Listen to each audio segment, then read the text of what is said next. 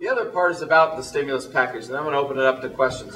So we spent a lot of time this weekend as it relates to just asking questions of the cabinet members and of the president about the Recovery and Reinvestment Act. There are dollars that are flowing into Colorado. People have thrown around this figure of $1.9 billion. Actually, the money is likely to be greater than that because that's just the formulaic money. That's the money that flows through these formulas they have for transportation, for education, for the energy parts to it, the clean energy parts to it.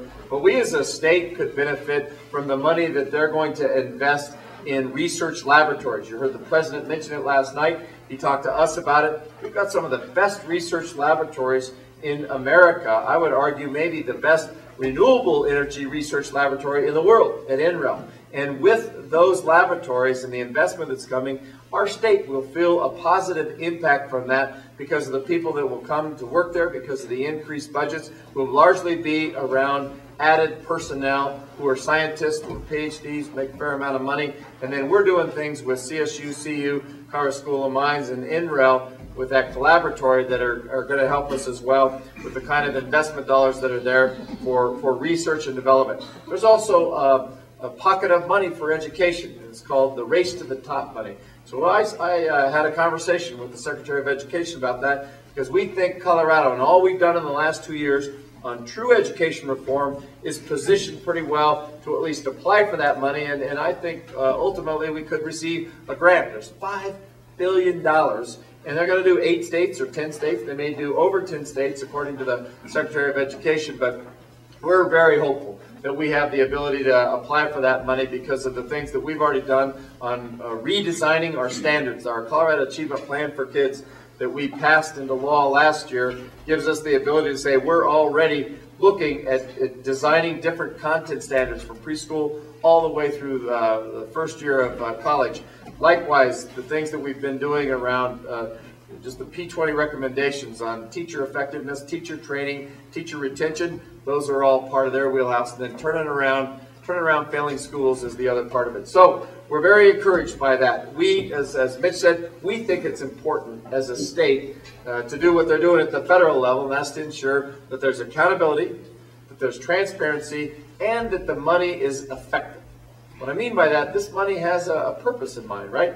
The purpose of this money is to put people to work. And so if you think about the transportation money, it's $400-some million. 50% of it has to be encumbered in 120 days. The other 50% has to be encumbered at the end of the year. We want to ensure that that money is flowing into those transportation projects, that we're up and running with those, that they're part of what the federal government intended by giving us the stimulus money in the first place, which is job creation but building out infrastructure to boot. So we have this board in place that's an oversight board. We in state government will still be very involved. We have a way in the Colorado Department of Transportation of assigning priorities to those projects and trying to build out those projects on a prioritized basis. There's a formula for money that will flow to local government. They're going to have to do the same thing. And we'll do that with the transportation money. Again, the education money, some flows to local school districts.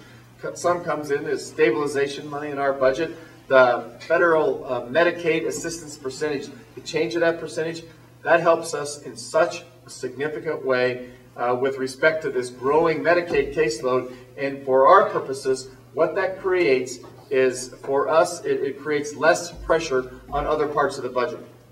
Because what we have to do is borrow from Peter to pay Paul in order to balance the budget. And if our Medicaid caseload is increasing, what we find ourselves doing is going into other parts of the budget and taking money out of other places that aren't constitutionally protected and then trying to balance it that way with this increasing Medicaid caseload. So to have that change in what's called the FMAP and to have it at the level that it is makes a real significant difference in our ability to maintain levels of funding in other parts of the budget. So that's really the stimulus. We're going to do, as I said, the oversight panel. And I just thank you all for the work that you do. I want to thank you as well for being state employees, for committing to public service. And every time I talk to state employees, I actually talk about that because you are public servants. You've made a decision, a professional decision in your lives and in your career to devote yourselves to to other people who are Coloradans, right, to the citizens of the state. And I finish up by saying that I have an appreciation for the commitment that that means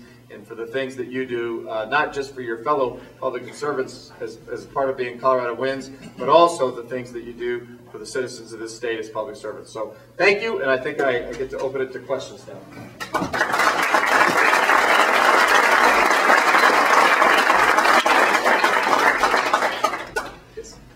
Governor Sally, you're from Division of Civil Rights. I want to thank you on behalf Division of Civil Rights.